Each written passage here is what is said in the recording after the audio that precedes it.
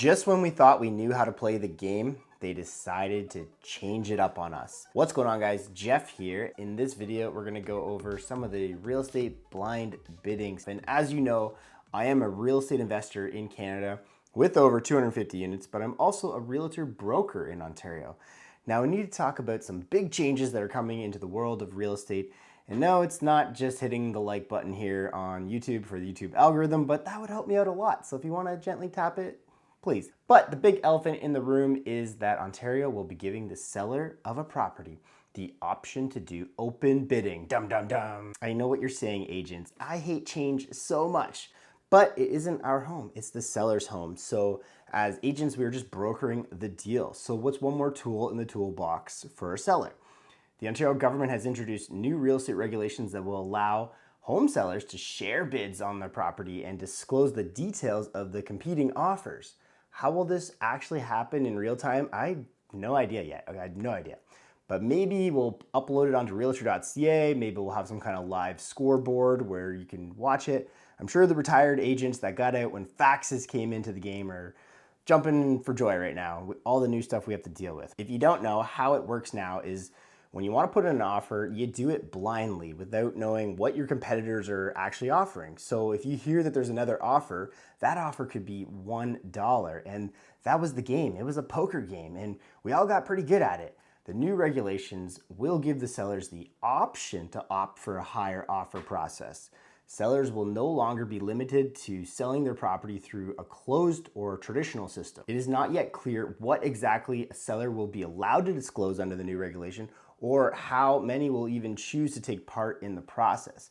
But don't worry, we can all speculate for an entire year. The new sales tactic is part of a larger regulatory change in the Trust in Real Estate Services Act, TRESA, which will go into effect on April 1, 2023. Now, Mike Schreiner, the leader of the Green Party of Ontario, says home sellers shouldn't be able to pick and choose when the bidding process is transparent and when it is blind. That defeats the purpose of ending blind bidding, since it's in the seller's best interest to keep buyers in the dark, he says.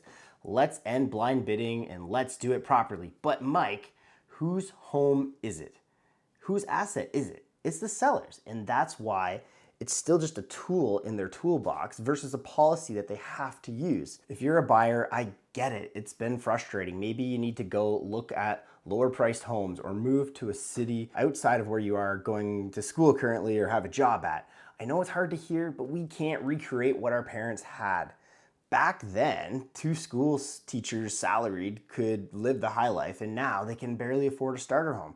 So maybe we need to look at some bigger pictures than just the house prices. Maybe we need to raise the salaries of these people and provide them with some subsidies when they take on these positions in these specific towns. But with the selling process, let's talk about what happens on all other offers. A seller can accept, counter, reject any offer. So if a home is listed for $1 million, and in the blind system, a buyer jumps the gun and wants to beat out his competition and puts in a $1.2 million offer, and the seller accepts.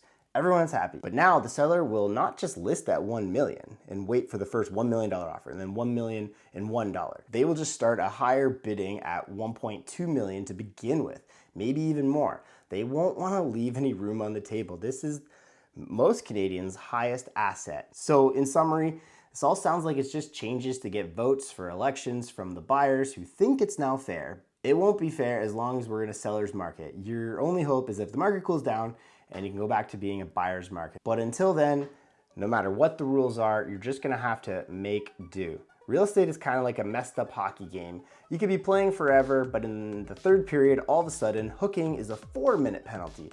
You can cry about this, or you can just go and win the game. As always, guys, thank you so much for watching, and if you are new here, consider subscribing to the channel and hit that like button. And if you want to get into crypto and stocks, check out my Wealthsimple and ShakePay links down below. And if you are a real estate agent, I do have a real estate agent course where I talk about how to make $100,000 in your first year being a real estate agent. And we'll see you guys on my next video. Bye.